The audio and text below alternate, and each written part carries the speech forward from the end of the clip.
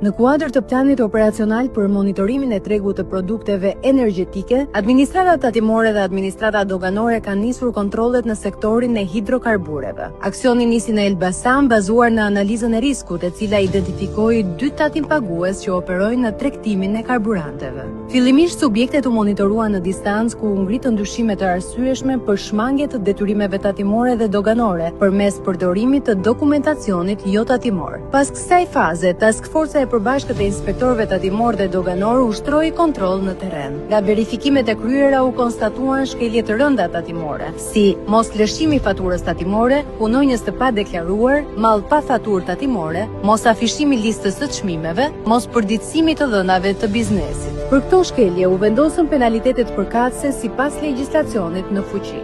Gjithashtu, 2 subjekteve ju sekuestrua dokumentacion jo tatimor, përfshirë 9 blloqe fletdalje dhe 9 blloqe mandat arkëtimi për vijimin e hetimeve të thelluara nga strukturat e specializuara. Kontrollet në këtë sektor do të vijojnë në të gjithë vendin për të monitoruar çmimet e tregut, luftuar informalitetin dhe për të garantuar konkurrencë të ndershme dhe mbrojtje të konsumatorëve nga abuzimet. Administrata tatimore dhe doganore u bën thirrje të gjithë operatorëve të tregut të karburanteve të respektojnë legjislacionin tatimor dhe të deklarojnë saktë aktivitetin e tyre për të shmangur kontrollet, masat administrative dhe penale.